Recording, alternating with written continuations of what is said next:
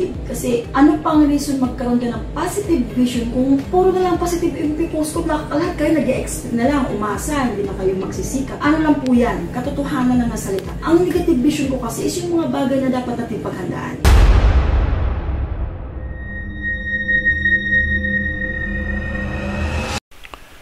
Hello po mga ka-PTV, sa video na ito ay tatalakayin natin ang 10 masasamang pangitain ayon sa mga visions ni Madam Rudy Baldwin. Pero kung ikaw hindi pa nakasubscribe sa aking channel, baka naman.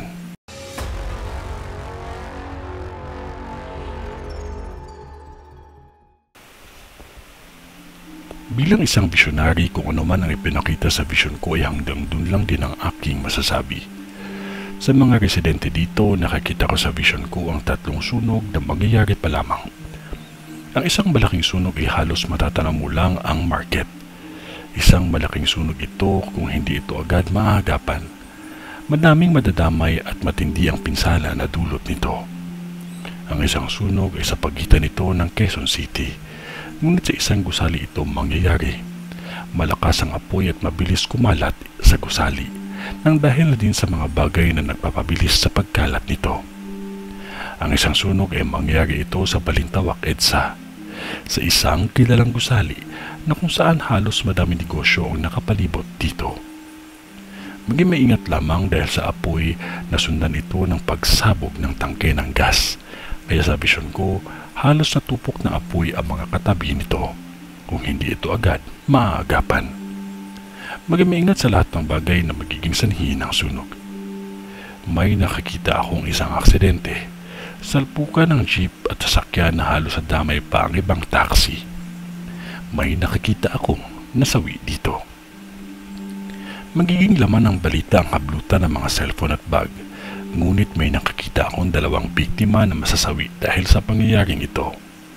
Ang isang krimen nakita ko sa overpass mismo mangyari, kaya maging maingat. Huwag basta pakampante sa lahat ng oras, lalo na sa mga anak, dahil magiging laman sa balita ang dukutan o hinahablot na bata man o malaki na. Makikita mo na walang takot gawin ang mga masasamang gawain. Magmaingat ang lahat dahil ang mga taong ito di lang bata ang nabibiktima.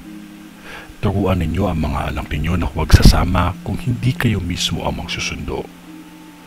May nakikita akong security guard na nagiging biktima ng krimen. Mangyayari ito sa lugar na kung saan may makikita kang bangko sa paligid at klinik para sa mga alagang hayop natin. Maging maingat lamang ang lahat at huwag basta magtiwala. Check lahat ng mga kuryente dahil sa oras ng tag-init may kasama itong mainit na hangin na kung saan magtataka ang lahat sa klima na halos hindi na maintindihan. May maingat ang lahat ng tao at huwag nating kalimutan ang manalangin palagi. Ito ay ang vision ni Madam sa Balintawak.